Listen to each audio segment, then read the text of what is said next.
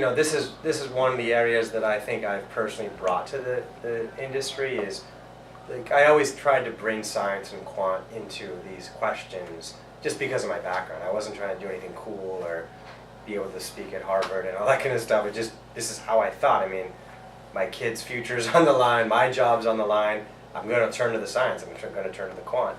So I literally wrote down like the 10 characteristics that I thought I should be looking for that would correlate with success in our funnel based on my own experiences in selling in the funnel and a bunch of external interviews and discussions that I've had with other sales leaders.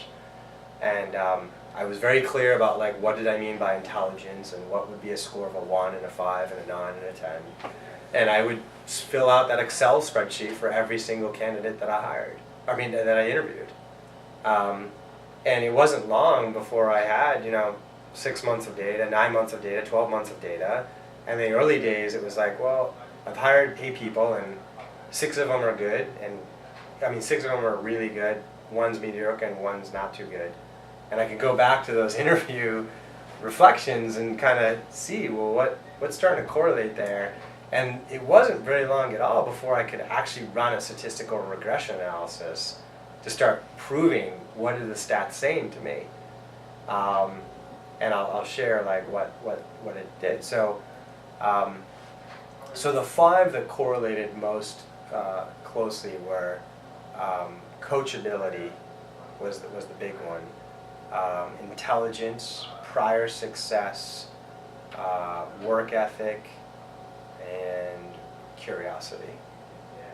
And so coachability was a surprise and probably the strongest correlator. It's the one that I focus most of my energy on in the sales interview.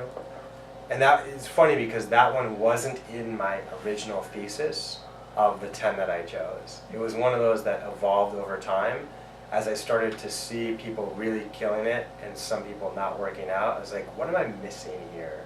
There's something not in the initial theory, and it was coachability.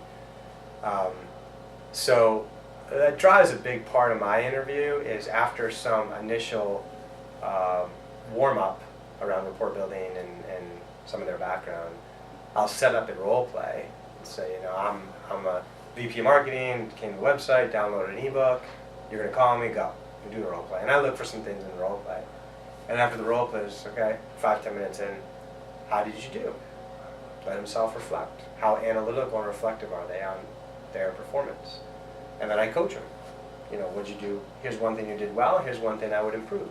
And I often get up to the whiteboard, I coach them, and I see how they're absorbing the coaching. And then I ask them to redo the role play. And they all do a bad job of that. It's just a high-stress job. It's like 5 minutes in, but it's the effort that counts. And if they actually do improve, that's an enormous sign. After 5 minutes of coaching, you're actually making progress. A day, a week, a month with them is going to be phenomenal, right?